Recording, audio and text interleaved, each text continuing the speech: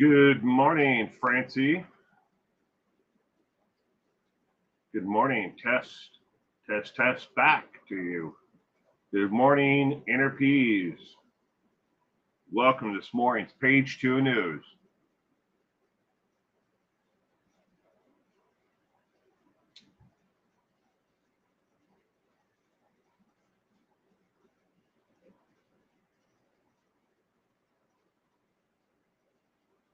Kevin Brand, good morning. All the way from South Carolina.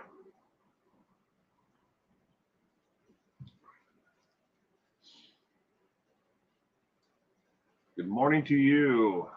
I hope everyone had a great week.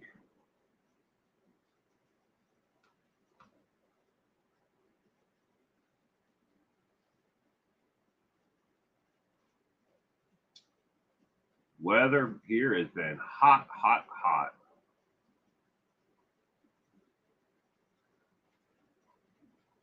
Yesterday was 115 degrees here. Today it's going to be 110. Yeah, 110 degrees. That's too hot. The rent's too high, and that's too hot.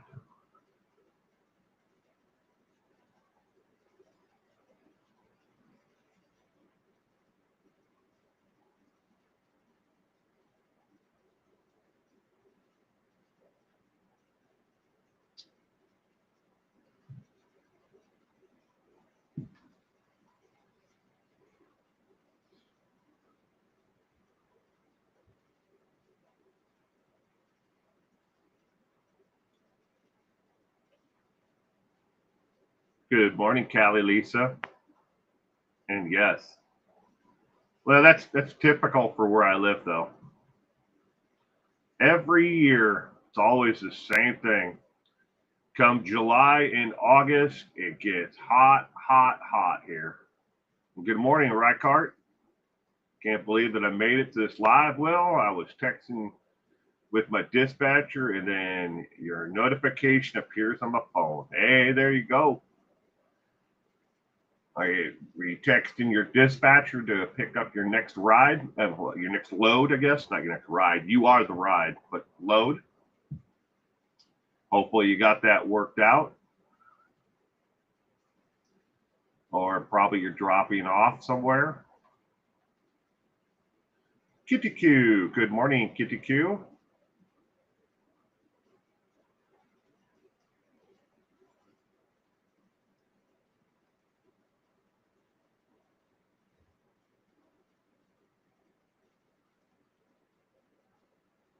But you got notification. That's always nice. You used to live in Tucson, and you thought it only got that hot in Arizona. Well, the where I live, Cali Lisa, is not that different from the Tucson, Arizona area. I live in Washington State, and the area that I live in is called a dry plateau. It's basically a semi-desert. We don't get saguaro, cactuses and stuff like that here, but we do get smaller cacti and a lot of tumbleweeds and a lot of dirt, an awful lot of dirt, because we're between the Rocky Mountains and the Cascades, and the weather pattern comes in over the top of the Cascades, and it never gets a chance to drop down in the valley because of the way that they're situated. So it goes up over the Cascades and then up over the top of the Rockies. So it keeps this area dry and hot. But the government built this place on purpose. You're in Gillette, Wyoming, and it's 55 degrees there right now. That's actually a really good temperature. Wish I was there.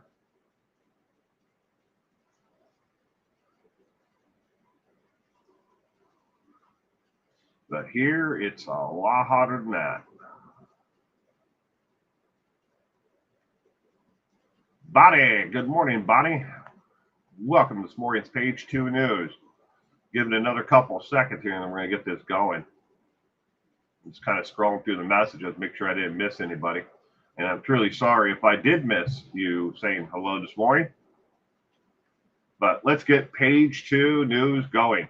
This is the 264th episode of Page 2 News, formerly known as Coffee Brew.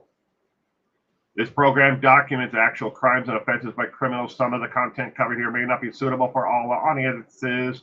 Viewer discretion is advised. Content here and weekly true crime recaps strictly adheres to factual evidence verified by the FBI and the Department of Justice and AP News.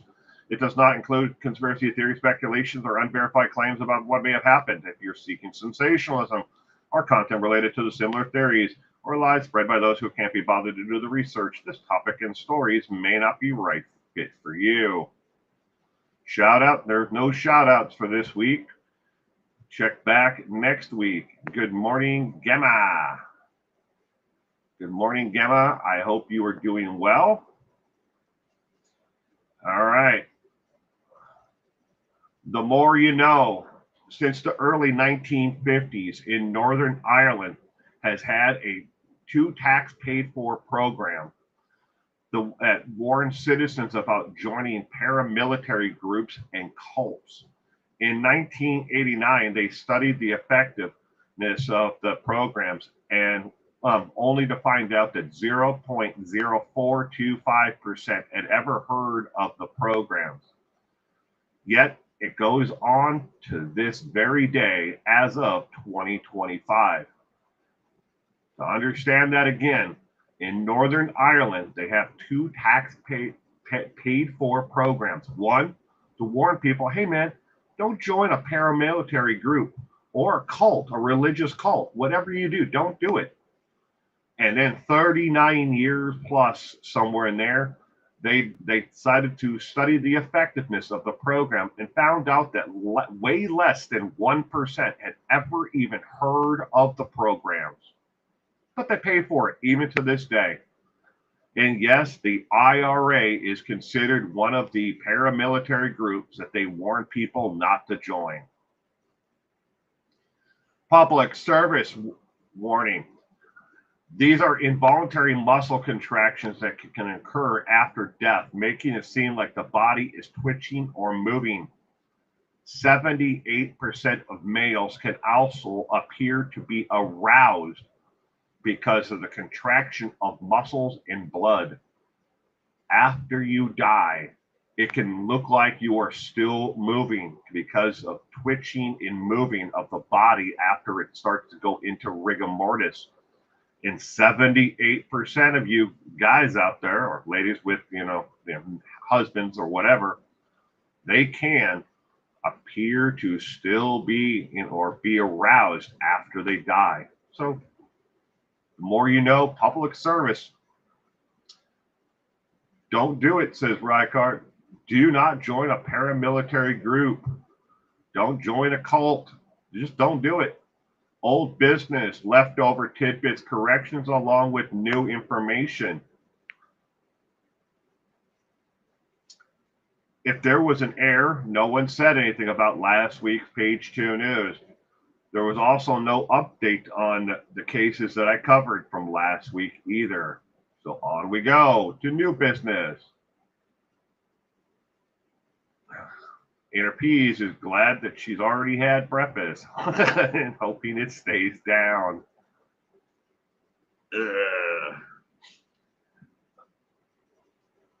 This week, new business, we have Travis Decker, BTK, and Kohlberg. The manhunt in Idaho has been called off. And thank you, Bonnie, for the comments. I did see them. I just hadn't gotten a chance to reply to them since the comment section vanished on me from everything. But Bonnie was nice enough to also let me know that they called off the hunt. But Travis Decker, is law enforcement groups could still be seen in the Hayden, Idaho, and Rafton area on 7/10. It was 2 days ago after the manhunt for Travis Decker was called off. Why? Nobody knows. I have property in Rafton, Idaho, and I have an aunt who lives nearby our property.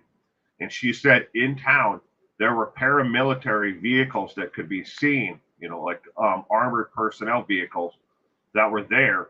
And they also saw a large presence of state patrol officers who were dressed up in military outfits. Why were they still there? Days after they called off the search for Travis Decker in Idaho. And why were they also in Hayden, according to the news service? We don't know. Were they just double checking to make sure that there was, not another person out there that looked like him with these tattoos on his arms? Don't know. But the hiker who did match, sort of the same tattoos and had the same height and build as Travis Decker was found, and it was not Travis Decker. The manhunt turns back the focus to the Blewett Pass area and the Lake Wenatchee area, where the more credible tips have come from in the past month. Is he alive? No one at this point knows. And Gemma, thank you very much for the super chat. I appreciate it. Thank you very much.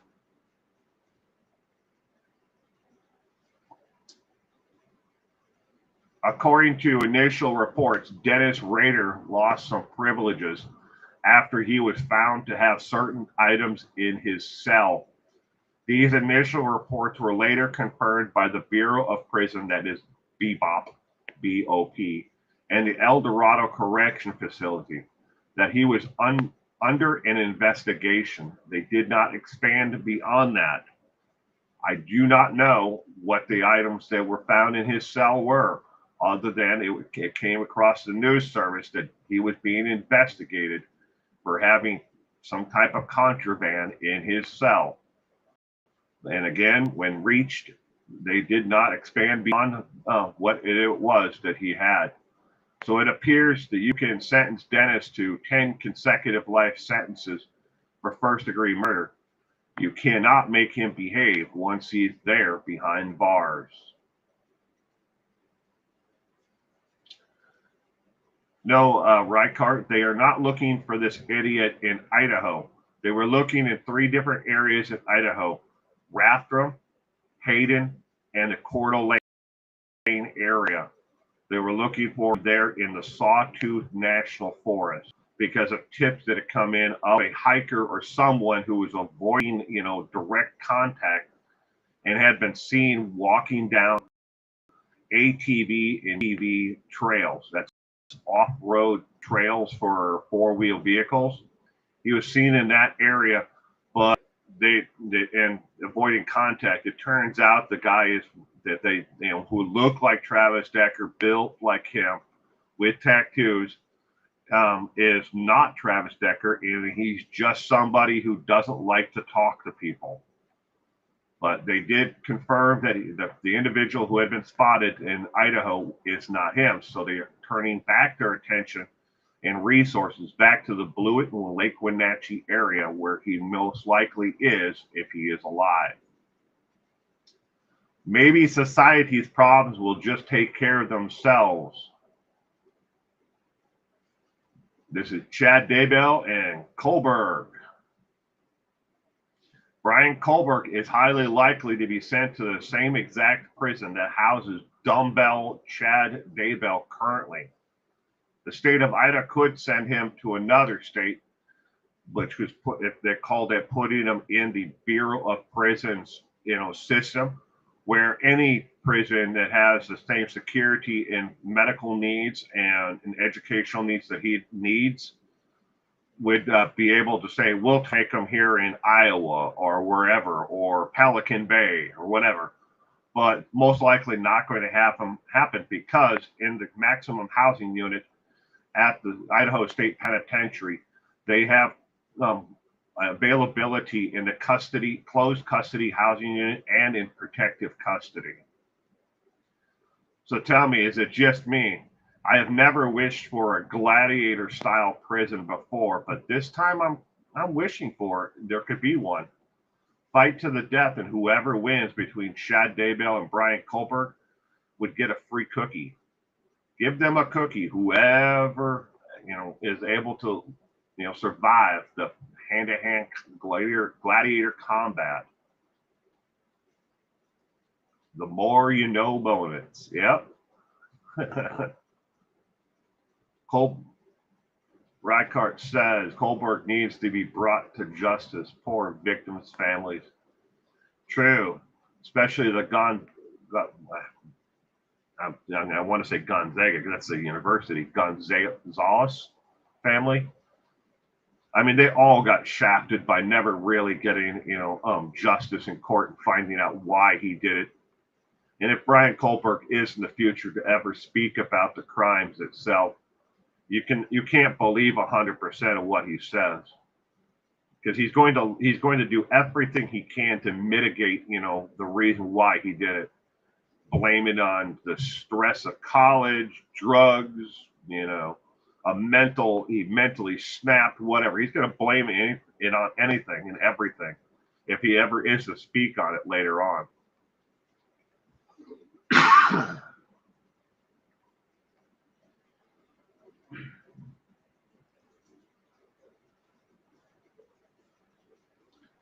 Kohlberg once took boxing lessons. He could win.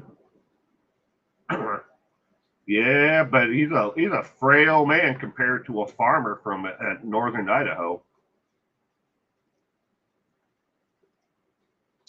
Wanted by the U.S. Marshals. These are individuals that are wanted internationally by the U.S. Marshals. First one is Alan Todd May. He is 61 years old as of last month. He is a white male with brown hair and green eyes. He stands 6 feet tall. If you look at the photo, if you can zoom in on it, or if you're watching on a large screen, on the right-hand side of the picture, you'll see there's a mole on his cheek that is just underneath the glass frame. He is wanted for mail theft and fraud. There's a $5,000 reward for information leading to Alan Todd May's arrest. He is also a fugitive from justice on top of the mail fraud and fraud charges that he has. Alan Todd May swindled thousands of older Americans out of their retirement money on scams, everything from leading to window replacements, roofing jobs, fixer-upper, contracts that got absolutely nothing. They put a deposit down and he stole their money. He was never going to offer them anything.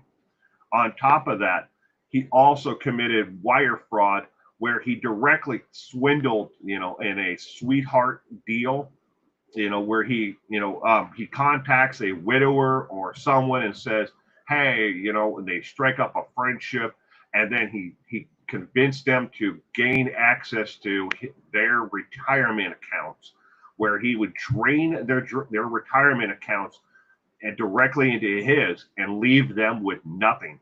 This man is an absolute scum of the effing earth. Again, look at his photo. These are the areas that the U.S. Marshals say that he could be in currently today. And by the way, he has been a fugitive from justice since 2018. Then he was put behind bars, and then he got out again somehow and escaped. But he is an escaped inmate.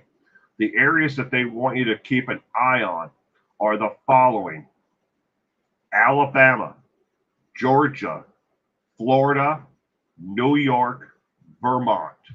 He has connections in all of those states. He may have changed his appearance by adding a beard and dyeing his hair to a blonde color to match, the incoming beard, like a stubble growth. If he is out there, well, he's out there somewhere, dead or alive, he is wanted by the U.S. Marshals.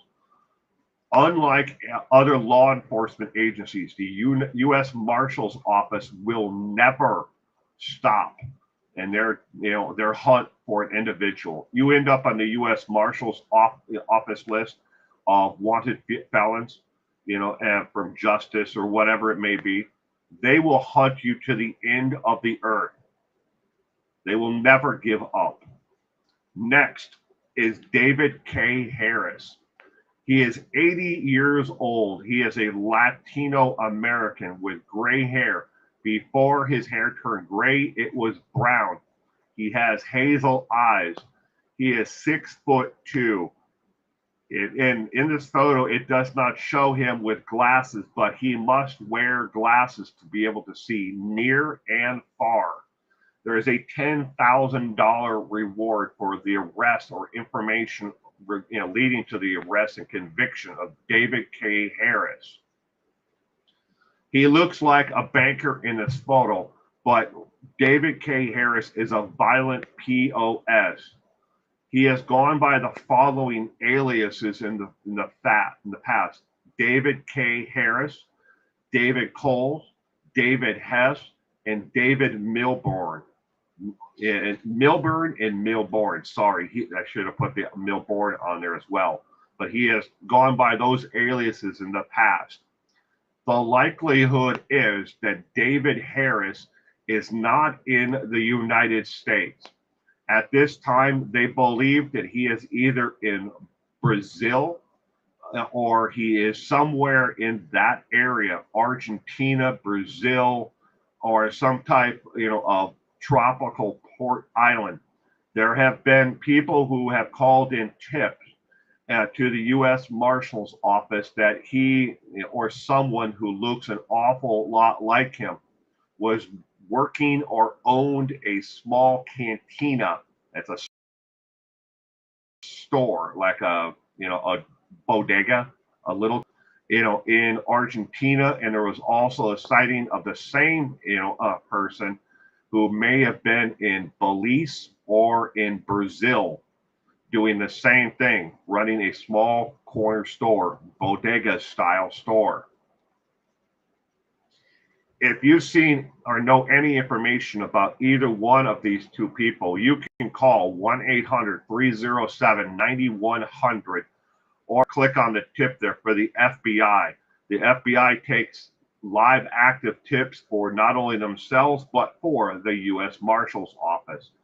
You can also find the U.S. Marshals and the FBI on every single social media platform that's out there. And yes, I'm not joking. They are on Instagram, TikTok, Facebook, YouTube, WhatsApp. They're out there everywhere. You can leave an actual tip with any of them. Can you remain anonymous? I can't guarantee that. They're probably going to track your actual tip. So it's best to call the 1-800 number if you can find a payphone. If you want to be completely anonymous, just do it though. Call in a tip if you know where they are. FBI news releases and wanted convicts is next. There are no cases this week, but it will be back next week when I will have new cases and the rewards for each and every one of the individual. Serial killer corner. You will die to get away. Denied at the gates of hell. Kenneth Bianchi, one of the two men convicted of the so-called Hillside Strangler serial murders that terrorized Los Angeles in the 1970s, lost his most recent bid for parole this past Thursday after 46 years behind bars. The California Board of Parole Hearings decided to deny Bianchi's parole after hearing testimony from several victims and opposition from prosecutors. The panel determined that he should be eligible for parole again in 10 years. Yes, Kenneth Bianchi. It was denied parole. Entertainment news. Stories from Hollywood, music, and literature and more that feature in a moment celebrities wish should never happen, along with stories that you as a crime buff may find interesting. One too many cocktails makes an instant asshole. The third time in 2 years, 90 Day Fiance alum Eric Rosenbrook has been arrested on misdemeanor battery charges after he allegedly hit his wife. When will people learn? He did it once, he'll do it again. 47-year-old is facing 2 misdemeanor charges related to a 4th of July incident involving his wife, Leah Rosenbrook, whom he met on the TLC series in 2018. This is now his 3rd time that he has assaulted her in the past 2 years. Add alcohol makes him an instant asshole.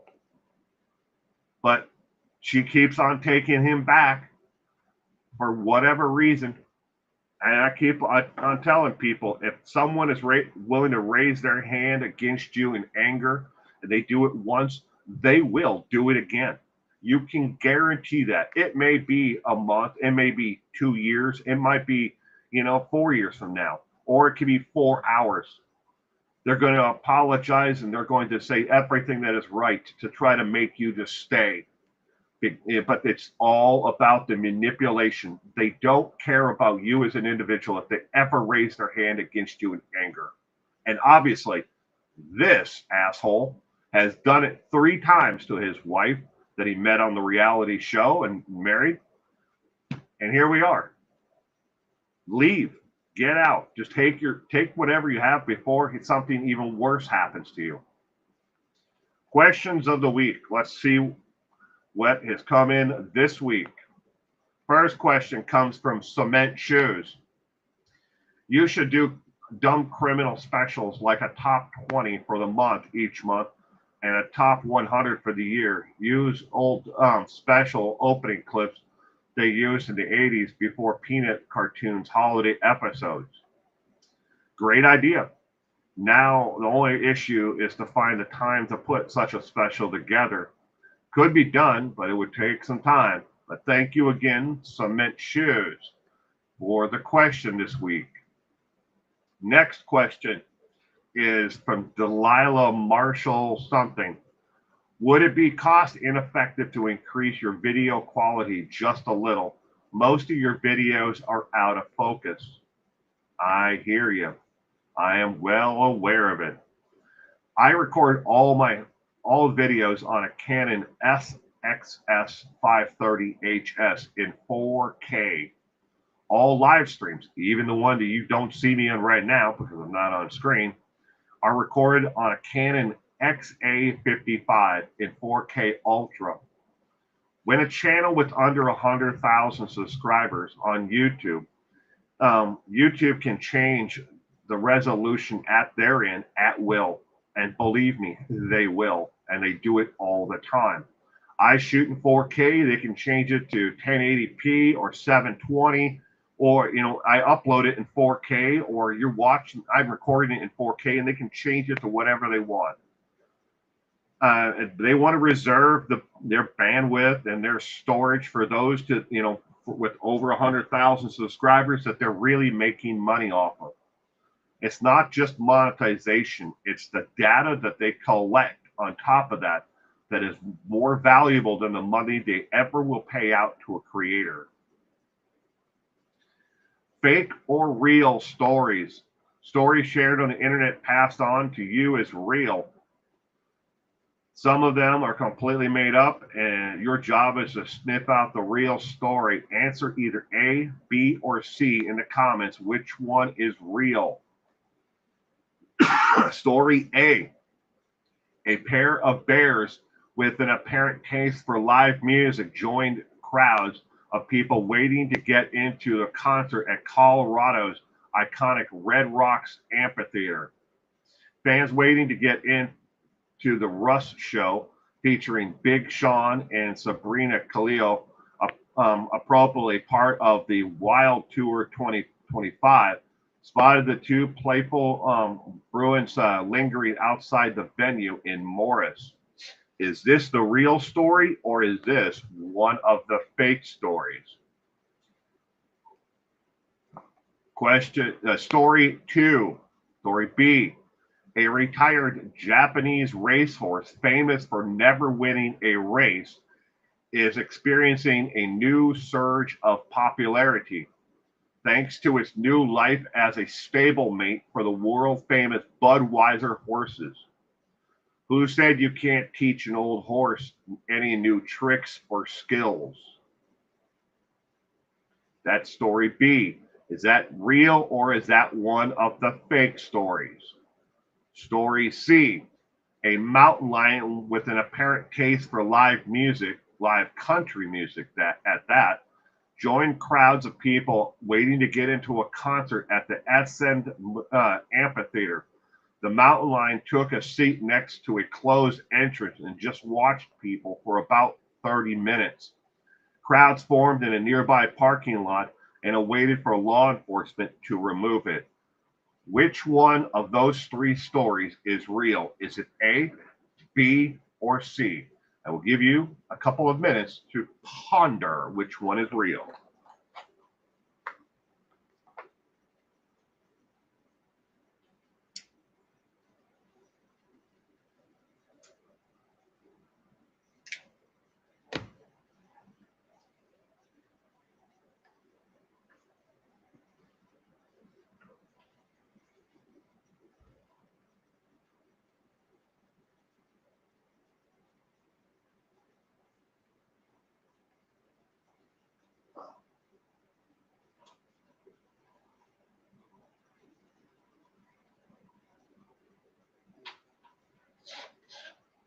It's not a mountain lion. It was Barry Morphew.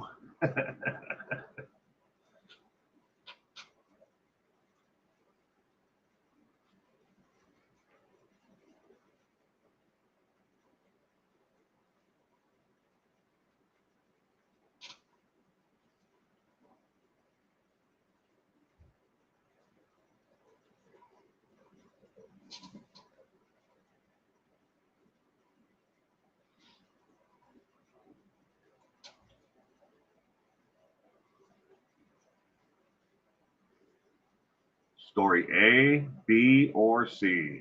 Which one is real? Only one of them is real. The other ones are fake. Thank you, Gemma. We love you too. We're glad you're here with us this morning. All right. The real story this week is story A. That is where the black bears were seen waiting outside of the Red Rocks Amphitheater in Colorado. That is the real story. Going back to story A, the pair of bears apparently love live music as well, and we're waiting outside of the amphitheater, just like everybody else. Story B is actually there is a real racehorse from Japan that is famous for never winning a race in its entire career. It never placed any higher than fourth place ever in any race.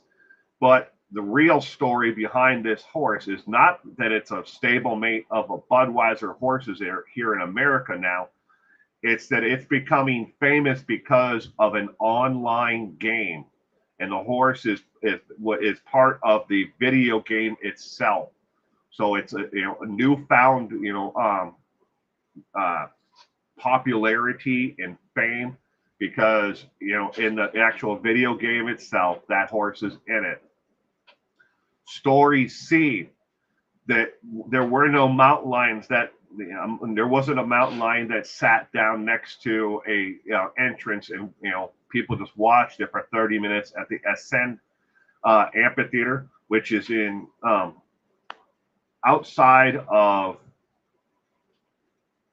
it's in Tennessee. I'm drawing a blank here though. Um, Whatever, but it's in Tennessee, Ascend Amphitheater. The mountain lion was seen sitting on a rock outlay, that is near the actual amphitheater, but near where you turn off of the main road to the amphitheater. And then the mountain lion did sit there for quite a while, just kind of watching people as they pulled into the amphitheater. But again, story A is the real story. Question for the viewers. If you have described something as indescribable, haven't you already described it? Question for all the viewers out there. If if it's something that is indescribable, haven't you already described it? If you enjoyed this morning show, please consider subscribing or don't, whichever. I want to see you come back for more. If I did poorly, give this a thumbs down and a frowny face in the comment section if you're watching it later. This week's trivia is on John Wayne Gacy, The Anatomy of a Killer. Trivia from his life as a killer. At 4 p.m. Pacific Standard Time, 5 p.m. Mountain, 6 Central, 7 o'clock Eastern, midnight in the UK.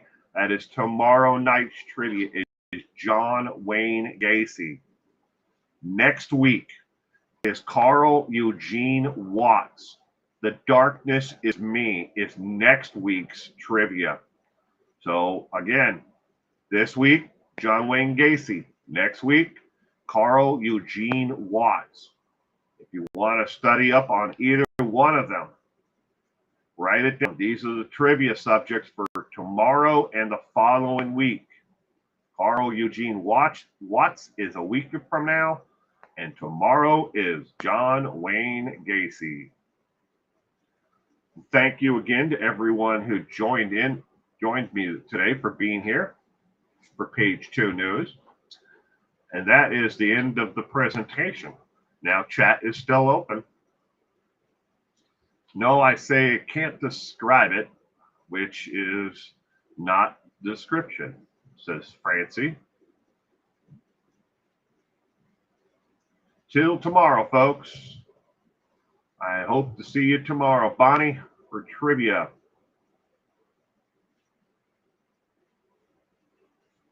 And the reason why that I know not too long ago we did John Wayne Gacy.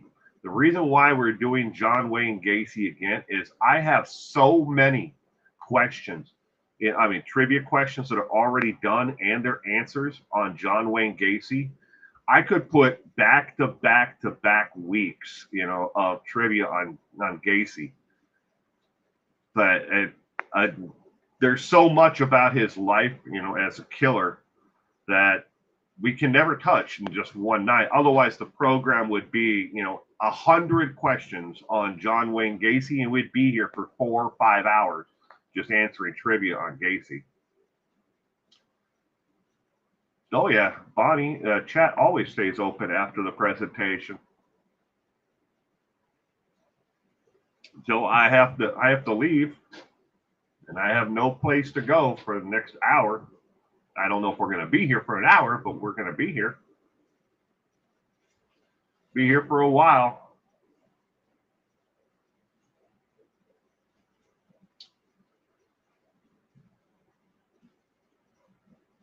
Scrolling up through the messages, comments.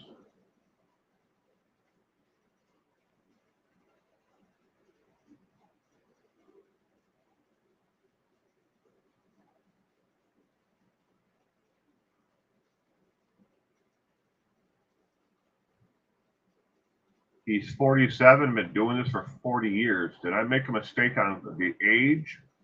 Let's go back. That's got to be the U.S. Marshals ones.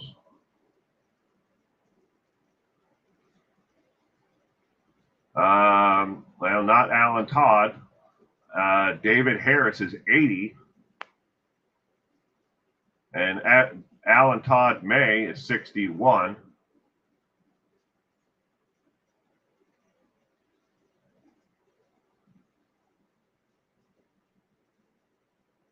He's 47. Been doing this for 40 years.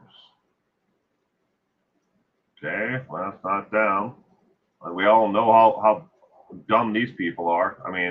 Who they are. There wasn't an FBI file this week.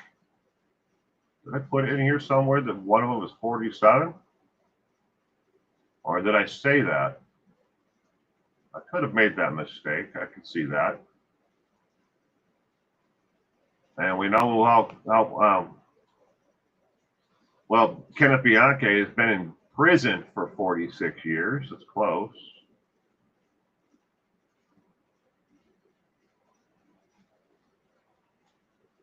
Okay. So Eric Rosenbrook is 47 years old. He hasn't been doing this for 40 years. Did I say that? If I did, I am truly sorry if I said he's been doing it for 40 years. But he is 47. That matches that. And Smith Shoes, Delilah.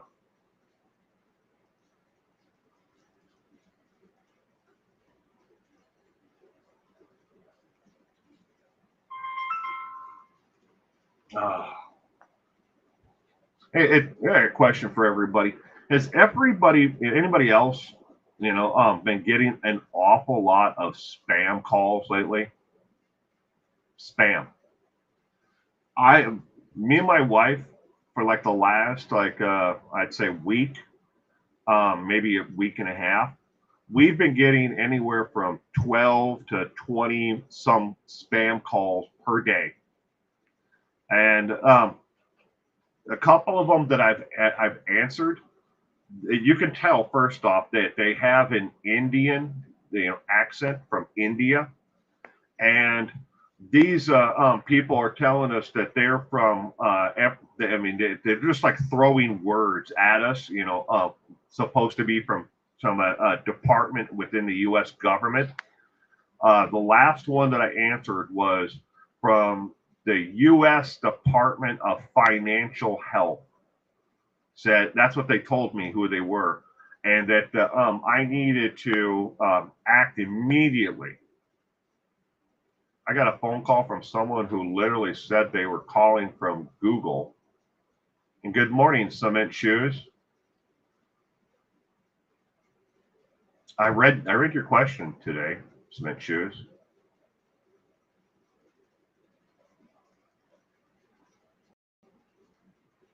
Right here. Cement Shoes. You should do dumb criminal specials like the top 20 for the month each month and a top 100 for the year. Use the old special opening clip they used in the 80s before Peanuts cartoons holiday episodes.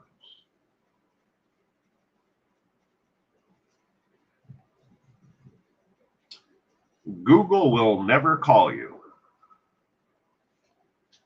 I've worked with Google for years. Even if you have to get a verification code for AdSense or any of the other ones, they may text you a number, but it'll have a verification screen with a 3-digit or 4-digit number, but they'll never call. And I've been working with Google for years, so if anybody else gets that, it's a scam. But anyways, back to the spam phone calls we've been getting. But I don't know what the heck has happened. But I mean, we've been getting between 12 and 20, calls per day. And I just got one just a couple of seconds ago. It says spam likely, and and every single one of the spam likely calls that comes in, they're from different locations in the U.S. Michigan, Ohio, Iowa, Florida, California. Is what it says underneath it. But they're not. And if you answer them, they're all the same people with English. They're English speaking, but you can tell from their the way that they're speaking and putting words together, along with their accent, they're definitely from India or of Indian descent. Callie Lisa says, when I get those, I just say, can you hold on a minute? Then I set my phone down and walk away. See, here's the problem. And I don't think a lot of people realize. When you get these robocalls and spam calls, every time you answer any of those calls, immediately on their computer, they just push a button that says that this is a live active number, because what it's doing is it's robo-generating phone numbers, and then it's randomly calling and waiting for someone to pick up. Then the recording comes in, or if it has a recording. But they hit a button on their keyboard, and it moves that number to a file that says this is a real number. It may be someone who's never going to fall for their scam, but it's a real number. So then it goes into a database of real numbers. Oh, you've gotten the Social Security one too? I had an accidental caller claim to be from the Social Security Administration. The first thing they asked was my Social Security number. Shouldn't they already have it? I said, and hung up. That is true. The Social Security Administration is another government agency that will never call. Neither will the IRS. The IRS, the Social Security Administration, will never call you, nor will local, or state police departments to tell you that you have a warrant and you can take care of it by sending Bitcoin or cryptocurrency or Apple iTunes cards or whatever it may be. If you're worried about the police coming to pick you up, and trust me, I get multiple calls like that per week, where it says that the person on the other end's like, you have a warrant for your arrest. We're coming to get you. And I'm just like, bring it on, motherfucker. Do you know where I'm at? You say you're from the FBI? Show up. You know where I am. I'll wait for you by the gate. And they never show up. If the FBI wanted to really get me, they would just show up and not announce that they're coming.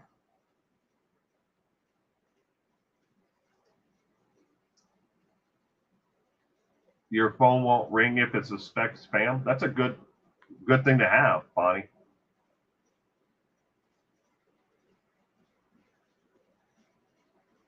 Callie, Lisa, I've gotten spam calls from the IRS, and I work for the IRS. I'm sorry, and I don't mean to laugh at it, but I have seen people fall for these scams, and it can be devastating. At one of my local convenience stores, I'll tell you this story if I haven't before. Please forgive me if I have. One of my local convenience stores, they have an ATM machine where you can buy and send cryptocurrency. Yes, you put your credit card or debit card in, you can buy cryptocurrency at this ATM machine. One day I walked into the store. It was in the morning, probably about 10 or 11 a.m. And where this store is, let's just say, to see a high-end luxury car in the parking lot of it would be so out of place. You would think, number one, it's a drug dealer. Two, it's stolen. And those are the only people who would drive high-end luxury cars to this area of town. All right. It's not a great part of town. But inside was an elderly African-American lady who was sobbing and trying to purchase cryptocurrency with her American Express gold card. And while I'm standing at the counter, I'm overhearing this, and the clerk is at the same time telling me, he's like, yeah, this has got to be a scam. She's trying to purchase crypto to send it to someone immediately. These things happen. These people get on the phone and they convince you that they're a nephew or a loved one that is in jail and they need cryptocurrency or whatever, or they've been in an accident and they need money right now. Cryptocurrency is damn near impossible to trace. You have a little identification number for your actual crypto wallet, but tracing it once you've sent it to someone, it disappears, and you will almost never get that money back. Please, God, tell me that you will help spread the word to somebody else. Never send cryptocurrency because of a friend or a loved one or somebody tells you to send it to them. And that's going to be the next avenue of, why screw around with, Apple iTunes cards or Western Union or whatever the scammer might want. They're going to want you to send crypto because they know it can't be traced back to them. They can be in Liberia or they could be in Oklahoma. It doesn't matter where they are. Once it's sent to them, good luck finding it.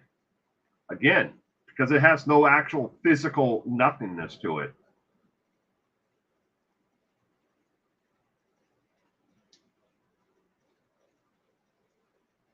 Yeah. But they prey upon the vulnerable in society. those who don't know better and those who are, to the frail, or they scare them enough to make them believe this stuff is real.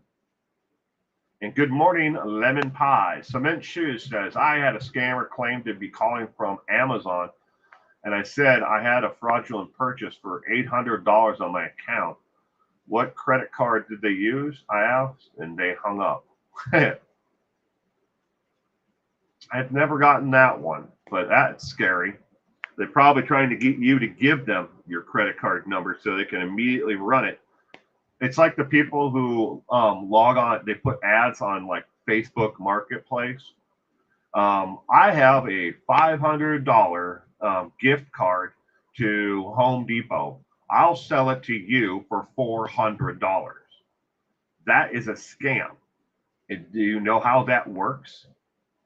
Immediately, once you give them that $400 for that $500 gift card, what they do is they drain the card electronically before you ever even make it to your car and drive away. You have the physical card in your hand. All they need is the numbers off of the card to drain it. They've already swiped it. It's already in their little portable unit, and it's gone. And now you have a $400 gift card with nothing on it at all. And they'll have like printouts that show the balance of it. Why are you selling a $500 gift card for $400? You have to ask that. Well, I don't want to go back to that store. Home Depot? There are Home Depots everywhere. It's like, a Walmart, gift card. They're everywhere. That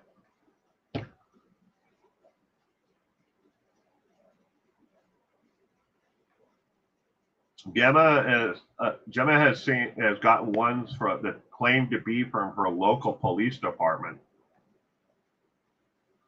Oh, the Bobbies are coming to get Gemma. I'm joking, Gemma. They're not coming. They're not coming to get you. I was getting a lot of fake texts saying that I didn't pay a toll. I've heard of those interpees that the people that that got bills or calls or texts that said that their Easy Pass or whatever was going to be suspended because they hadn't paid one, especially out of state. I've heard of those.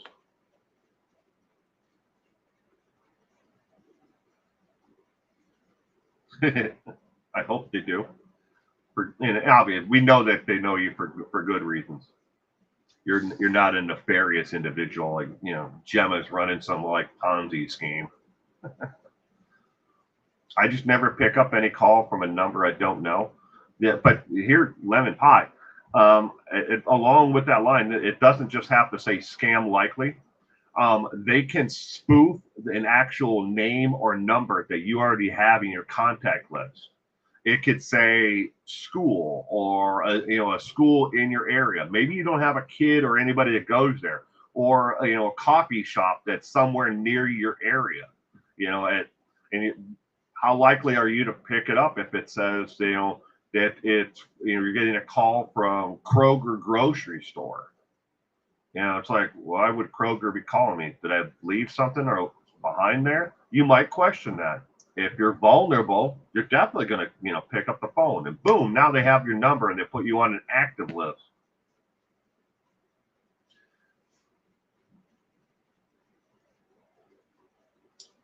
On my local police disability register. Oh, do they have a disability register in the UK?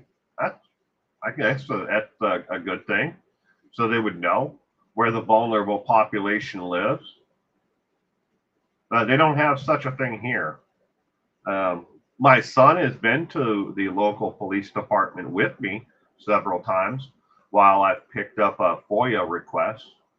But my local police department no longer handles FOIA requests. Now I have to go to the county seat, which is 40 some miles from my house. I have to go there in person to the courthouse and pick them up. We have other courthouses between there and here, but they've changed everything to we have to go to the county seat to get them now. And you have an autism awareness card in your wallet. Wow. I didn't know that they had those things there, Gemma. Good morning, Susan Weaver. Oh, the toll one, you got that one too? I have never gotten the toll one. I guess, if today is a new day, I could get one soon.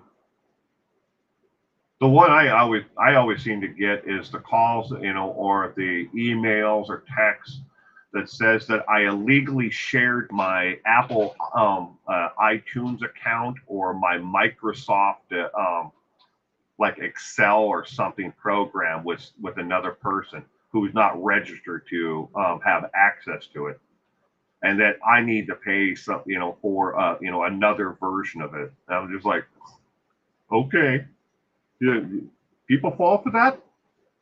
Just like the Department of Financial, Health or whatever they want to throw words at today to make it sound like they're a government agency.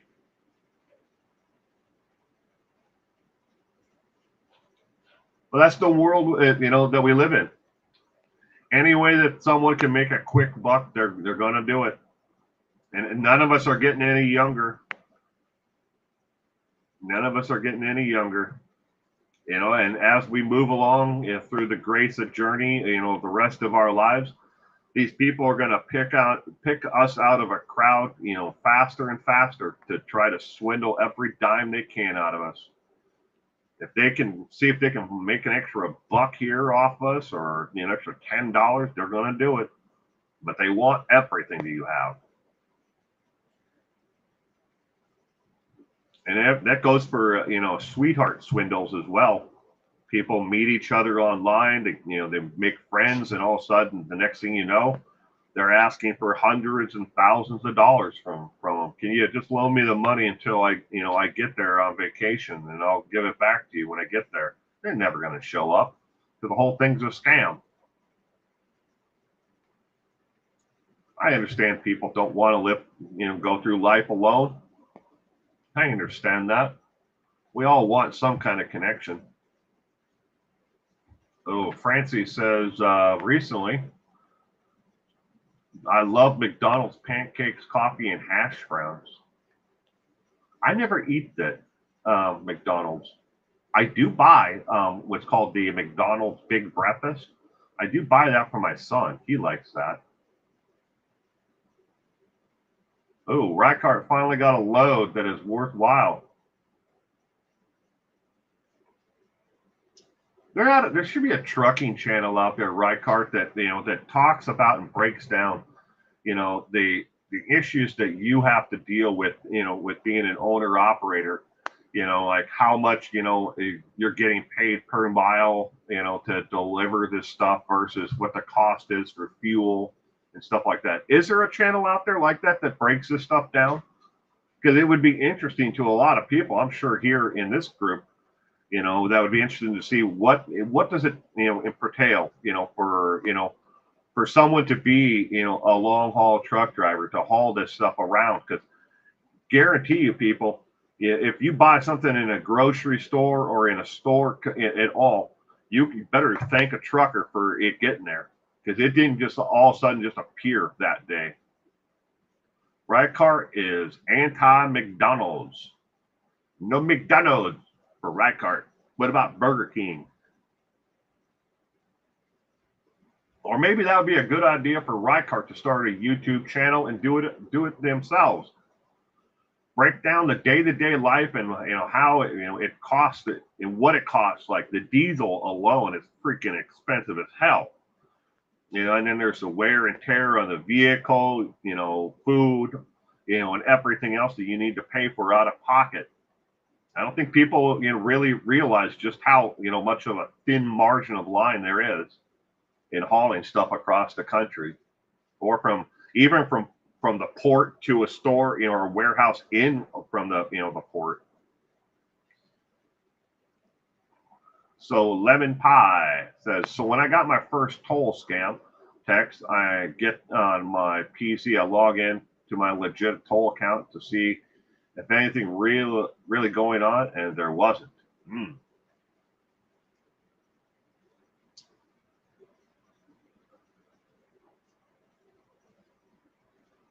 To tell you the truth, I've never had an Easy Pass or a toll account. Where I live, most of the roads are toll, not toll roads. So, I mean, they get you with taxes on the other end of it, though. Trust me. Clutch Trucker is a YouTube channel, kind of like that. Will is that the name of the Clutch Trucker? Well, I'll have to check it out. I'm going to write that down before I forget. I'll check it out. Clutch Trucker.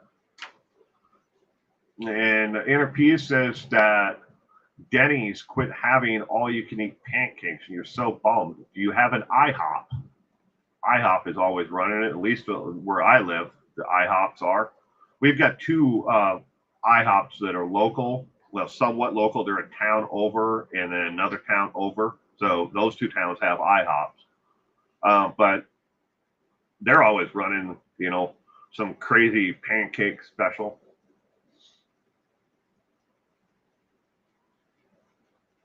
Good to remind me, breakfast in the South, and you're a Michigander. I love the state of Michigan. I've had a lot of fun over the years in Michigan.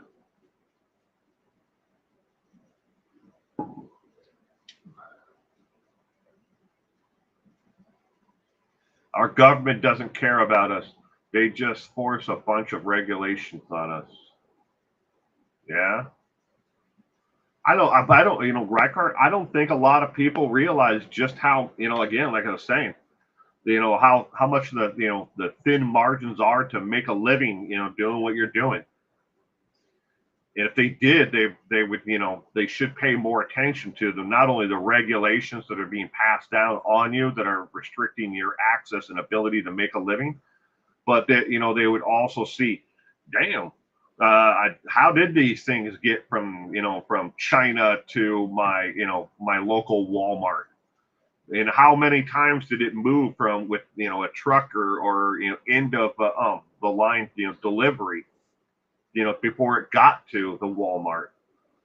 And all those people along the way, where's the living wage that they made?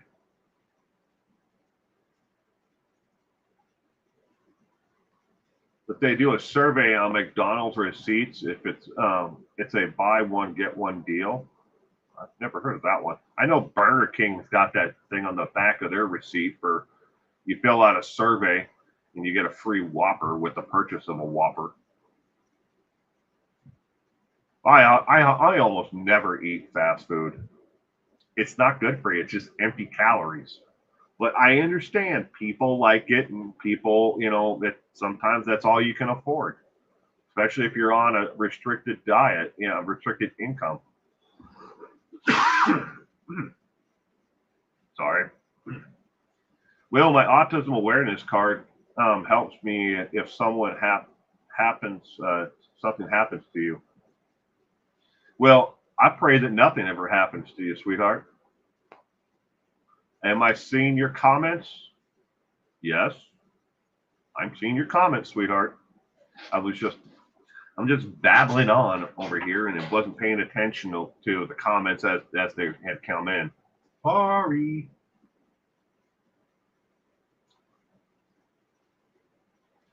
Denny's has a new vegan pancake. Wait. What the hell's in a pancake that would be meat? That'd be the first thing I'd ask. I'm amazed how delicious it is. It has flaxseed or flax flour, whole grains, really delicious. I didn't know that there would ever be anything in a pancake that would be considered meat. And Radcart says McDonald's supports war. You could make an entire career, Radcart, on just talking about the military-industrial complex. And good morning, Gayla. Good morning. Yeah, but the military-industrial complex, you'd be surprised. Eggs are they not vegan? I'm sorry if I'm, about my ignorance on that. I would think that the eggs would be, or milk. Wow. So you can't have any milk or eggs if you're a vegan? I once worked at a vegan restaurant when I was in college, but I ran a juice bar, and I made like wheatgrass drinks and carrot juice and stuff like that, like from like fresh vegetables. That's all I did there. But it was run by the Seventh Day Adventist Church, and if you worked for 4 hours, you got a free meal. So I mean, you're a college student. I mean, you live on top ramen and pizza. And hell, I'll work for 4 hours, and I never ate there. And if I did, it was very little. But I would use the credits that you build up credits. You work 4 hours, you get a free meal, but it equals an actual amount of credits. So I would use all the credits to buy books from the books. They had a little tiny bookstore. I don't know if they're still in business because hell, it's been way over 30 years since I was in college. just an FYI. Vegan is no animal products at all. Ugh. But animals are tasty, and so are their byproducts. They're tasty. To each their own. My daughter's a vegetarian. She has been her entire life, except for one or two occasions when she just wanted to try something. But we raised her to be a vegetarian, and she decided that when she wanted to eat, whatever. What is Kohlberg eating in prison? Because he's vegan. Good luck with that, Brian. It all depends. What he's going to eat. They do not, as far as I know, have a vegan option or a vegetarian option. They do have a kosher option, because I was looking into the Chad Daybell, what is he eating for prison?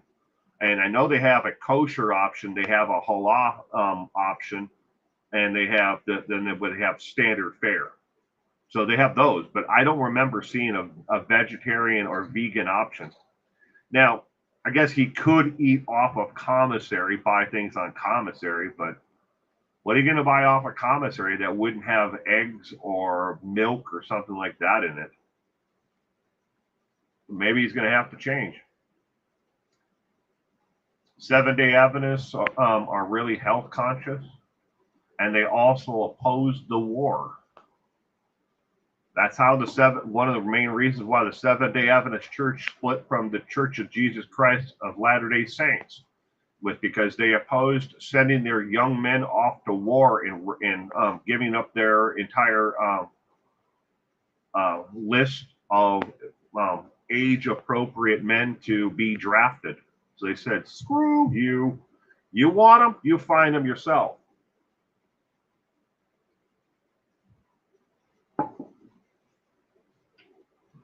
Seclusion works. Good morning. Welcome to page 2 news. This is pretty much the just a comment and talk. We're just chatting along. I'm a pescatarian. I consume fish only as your protein. Well, I guess.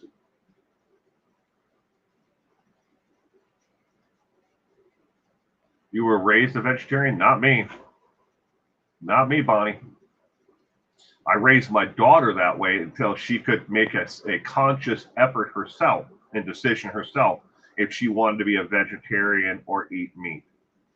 And that it was for health reasons and her family genetics.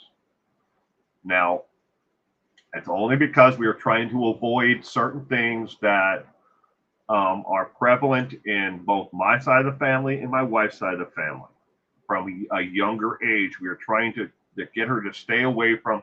And what a lot of people don't understand is especially for vegetarians, people who eat like these chick patties and chick nuggets and a lot of this processed food from McDonald's and stuff like that. The sheer amount of hormones and things that are in these food that can send particularly for women, it can, you'll see a large amount of early onset of puberty in younger women if they've been eating these products, and that's part of what we are trying to avoid with my daughter. Now she's still a vegetarian. She doesn't eat that shit though. If she does make her own kind of like veggie burgers. Wow, I just switched to all comments and suddenly I saw a bunch I hadn't seen. Yeah, make sure you're always on all and or top chat. I mean live chat, not top chat. Make sure you're on live chat or something along that. Self-defense.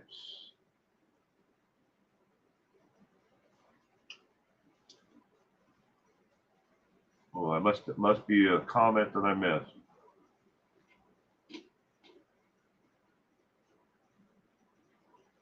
Scrolling, I'm scrolling. I've been getting a lot of hassle from the LDS Church. I've reported it to the police. I can tell you how to make sure that they never come to your door again, Gemma. Just tell them that you are gay and that you've been excommunicated from their church. They'll not come back. They will leave. They will put you on a list, that little piece of paper, and they will turn it into their higher ups. Never come back to that place because that person is homosexual and that they have been excommunicated from the church. Now you have to say it, be able to say it convincingly. And there's nothing wrong with either one. If you've been excommunicated from a church or if you are homosexual, there's nothing wrong with that. Don't get me wrong. I don't give a crap what people do, behind closed doors. That's your business, and I'll do my business. You do you. I don't smoke marijuana. People do. I don't, fault them for it. There are people out there that drink a fifth of whiskey a day. I don't fault them for it. I wonder how they're alive, but they do it.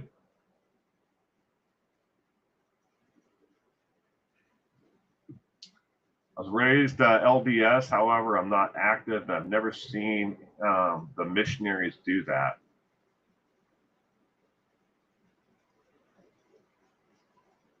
I got that song in my head. Oh no, Monty, not with my son. Not with, being a vegetarian for my son has never been an option. And it's not something that we were trying to do either. It's just for the females in our family. And I'm not going to get into it all, but the onset of early puberty is one of the reasons why we wanted to stay away from these processed foods and stuff like that when my daughter was younger, until she got older and she could make her own informed decision. That's only a small little piece of it. There's a whole lot more to it that I'm not going to get into. But when it comes to my son, oh man, that boy loves, his chicken nuggets and fries and chicken legs and beef and pork. He doesn't eat fish all that often, but he does. When he's not here, he'll eat it at school or at summer camp or wherever. But no, we didn't have to worry about that with him. It was just the son. I mean, my daughter. You just made my day, and today is your birthday. Hey, everyone. Let's wish happy birthday to Rykart. On a count of three, we're all going to sing happy birthday to Rykart as if we're a bunch of perverts. Okay? Sing it as loud as you want or as quiet as you want. Sing happy birthday in 3, 2, 1. Happy birthday to you. Happy birthday to you. Happy birthday, dear Rykard. Happy birthday to you. Huh? That's as creepy as I could possibly make it. Channel a little bit of my inner, Jack Nicholson, and a little bit, of the clown from, Stephen King.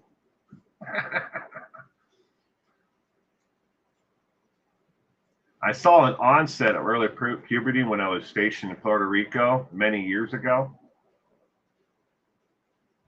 Puerto Rico. I have never been to Puerto Rico. I've been to, well, Cuba. Been to Cuba.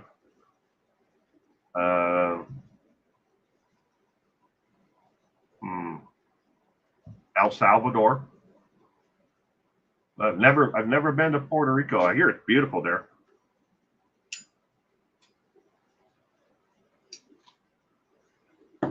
That was strange, the strangest and creepiest. Well, thank you, Francie. I got my what I was going for was creepy and downright disturbing. But either way, happy birthday, Rykard. I hope and pray for many, many, many more good years to come.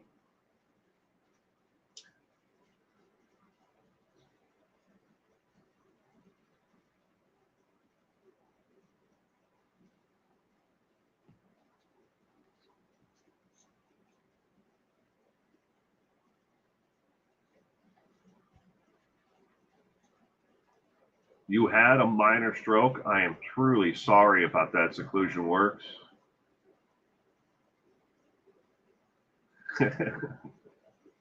But I really, really, really am sorry that you had a minor stroke.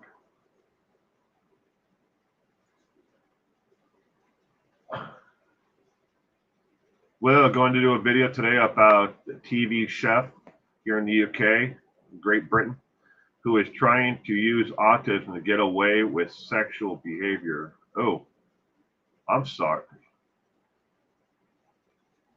It's hot, probably like Cuba. I was in the service when I was there at Guantanamo Bay. I was only there for 48 hours, but it was 48 hours longer than I wanted to be. But it was just a stop along the way. I'm going to stay away from you on Halloween. Yes, please send healing wishes to Seclusion Works.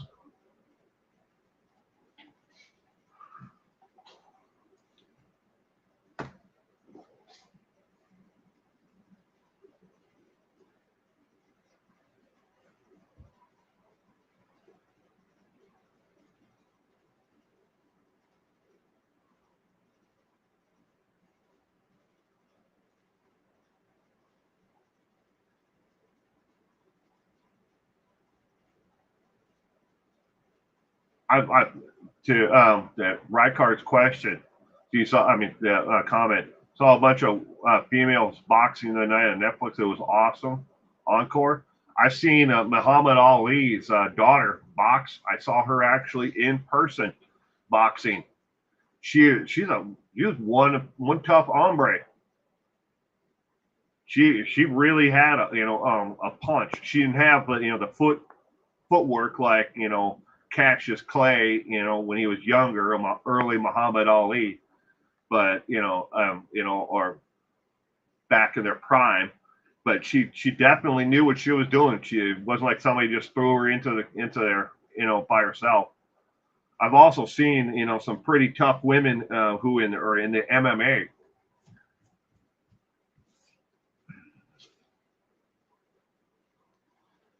Callie, Lisa, you visited Cuba in March on a tour to support the Cuban people. It was great. The YouTube keeps messing up your channel. I'm sorry. There's been a lot of really hokey dokey things that have been going on, Gemma, lately, especially with YouTube. Like my comment section, I could not see. People were leaving comments on videos, and I'm still getting to them. I had 394 comments in the span of just over 2.5 days that I couldn't get to. I didn't see them. Yeah, on my dashboard, there was nothing. It just said sorry, that there was an issue. And then on top of that, everybody who was commenting on that, I couldn't see it until it started working again. But anyways, Catalisa, the support of the Cuban people. Cassius Clay was a different person. Cassius Clay, Muhammad Ali.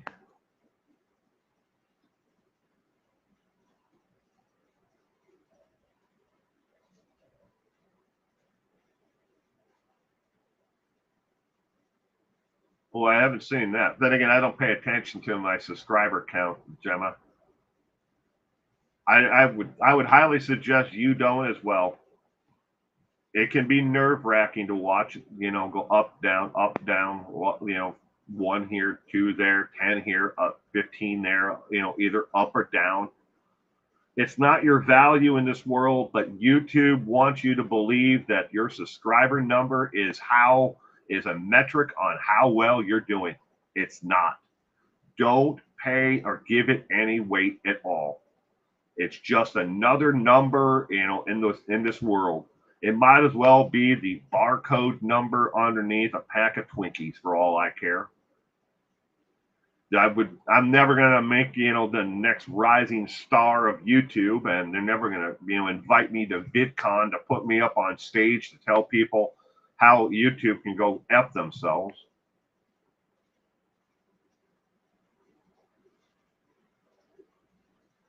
But I understand, it's nice to know that people are watching, and that they're here because they want to support your content. I get that.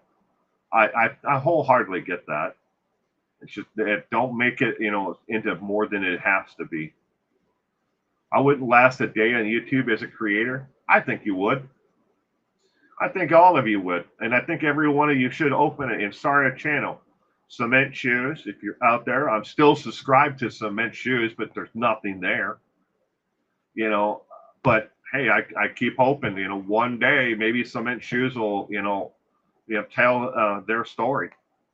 I think everybody out here has a story, that makes you unique and makes you an individual worth, listening to. Even if just one other person, you put your story in a video format and put it on YouTube, and you sit back and only one person watches it, if that helps them even a little bit, you've helped somebody else. That's worth it to me. I've always hearing people say you're getting unsubscribed without their knowledge. Always heard people say they're getting unsubscribed. Now that's happened, Francie. With YouTube, if you are clicking on the top bar itself, that is the suggestion up next bar. If you're just watching videos from there instead of clicking to the left where you actually see a subscriber button, you click on subscriber, that brings all your channels that you actually subscribe to and none of the other stuff. But if you're not watching from there or scrolling down and then clicking on a channel that way, it shows the algorithm that you don't necessarily are following that content, because it has no idea other than if you're clicking on something new from the suggestion bar. Small numbers of organic loyal subs is better than a large number who barely look at your channel. I've heard that is true, Lemon Pie. Organic growth itself. That's why you'll see a lot of YouTube channels out there who advocate, buying subs. You can go in Google and YouTube know that they're real, where you pay them $100 and they'll guarantee you that they'll get you 100 subscribers.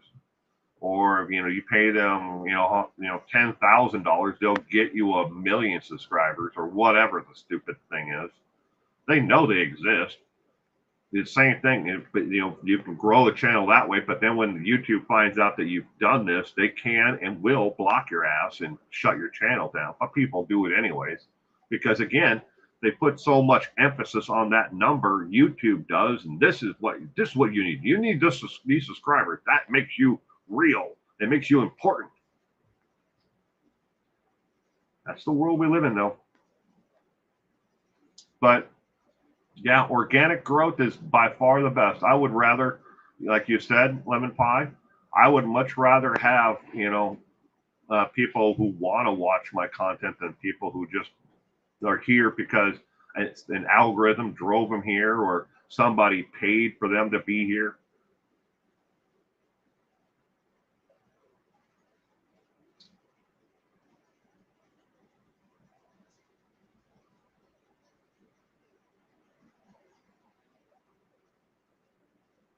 I'm scrolling up and down through the comments because I'm about to leave here, ladies and gentlemen. YouTube is a pimp.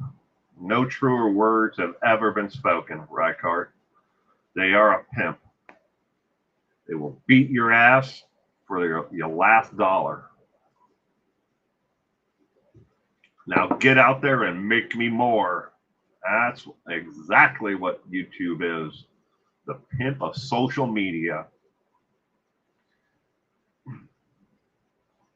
I'm here, says Cement Shoes. I mentioned Cement Shoes that I've subscribed to your YouTube channel, but you don't have any content. You should make some content. Even if it's just pointing your phone out the window, or at, a bowl of Jello. You never know, people like that stuff. There's some weird ass people out there. I think I found your channel during the Christopher Watts days, says Susan. I'll tell you guys something that is absolutely true about the Christopher Watts and going along with Susan Weaver just said. I wish I never, ever, ever would have covered Christopher Watts. It has been a pain in my Achilles heel since the very first video I ever put out about Christopher Watts. If I would have avoided, doing anything about Christopher Watts, I never would have known who Armchair Detective is. I never would have gotten doxxed. I never would have been swatted. I never would have had the campaigns of hate come against me, where I lost thousands and thousands and thousands of subscribers. I've never gotten back to where I was, and I probably never will. But all of those, subscribers that I lost, it's their loss. Occasionally I'll see them pop into live streams, or videos and say, hey, where'd you go? Well, you unsubscribed a while ago, because I keep a list of people who are actually subscribers. And I can go back and look, from the day one, who's been here and who hasn't been. And quite a few of you have been here for an awfully long time, and I thank you all. But again, I wish I never would have covered anything about Christopher Watts and the Watts murders. I really do. In my heart of all hearts, I wish I never would have covered it.